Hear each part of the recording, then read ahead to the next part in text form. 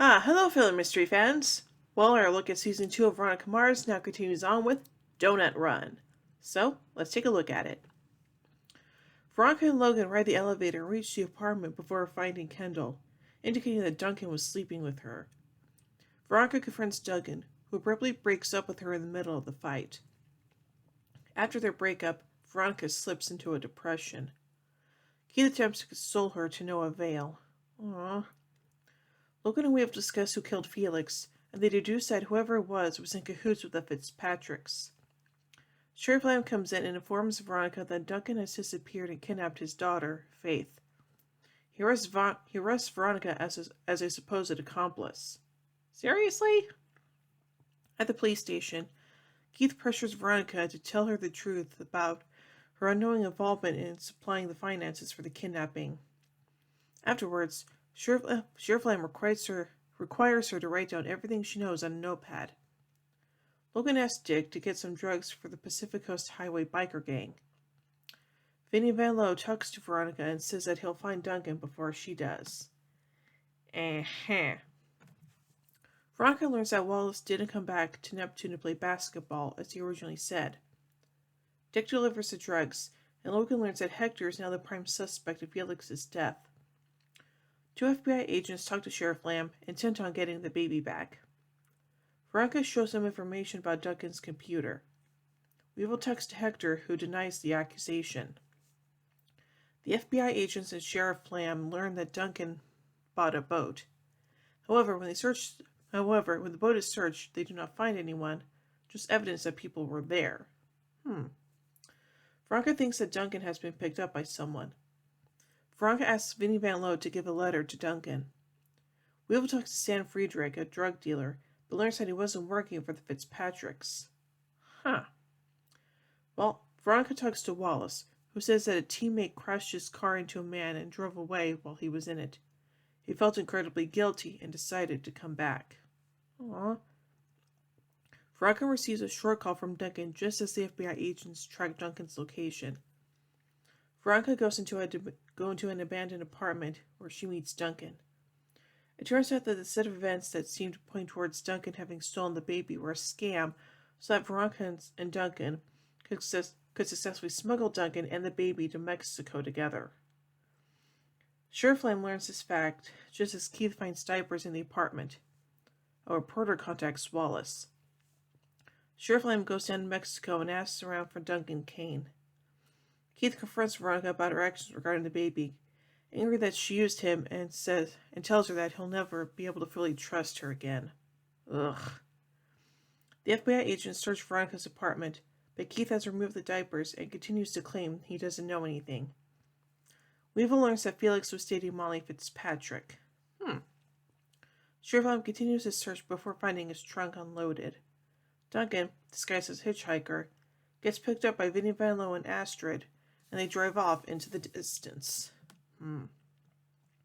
So anyway, let's take a look at the arc significance surrounding this episode. Duncan escapes Neptune and leaves the United States with his baby daughter, Faith Manning, whom he has renamed Lily. Aww.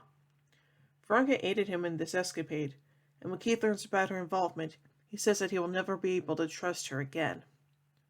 Wallace returned to Neptune because he was involved in a drunk driving incident in Chicago.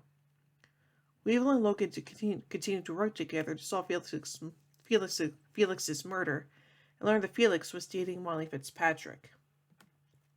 And now finally onto the production of this episode. Excuse me. The episode was written and directed by series creator Rob Thomas. Although Thomas had previously written Pilot, Credit Where Credit's Due, Leave It to Beaver, and Normalist Watchword, this is his first directing credit for the show and his first professional directing credit. In an interview, Thomas expressed nervousness around the shoot, especially when to call action. Thomas also made sure that he directed an episode that he'd written.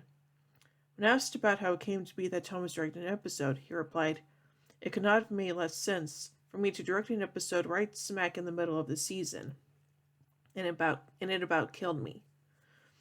For a month there, I was doing 2 jobs, and they're both very full-time.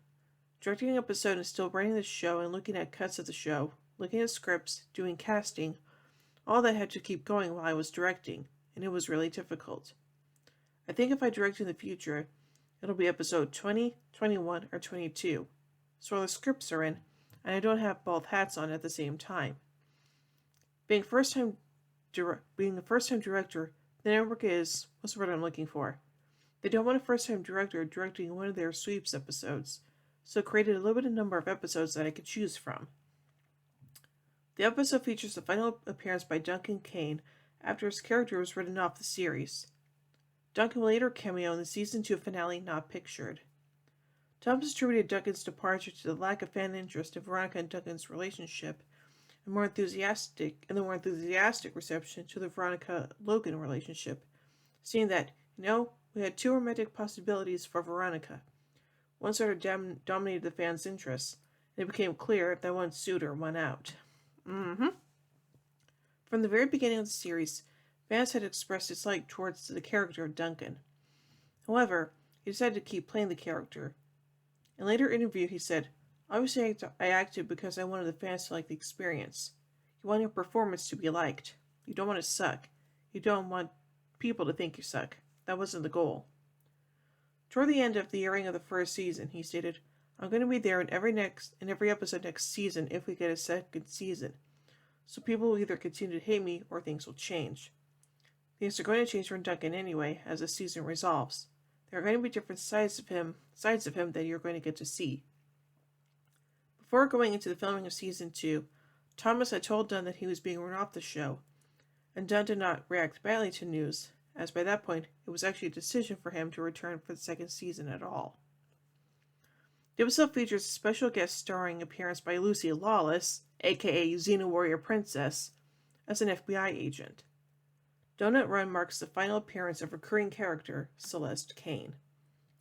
So overall, this is a pretty emotional episode, and yeah, that's pretty much all I'm going to say about it. So overall, I give Donut Run 4 out of 5 marshmallows. We'll tune in tomorrow, so to take a look at Richard and Wallace go to White Castle. So until then, remember everyone, the game's afoot.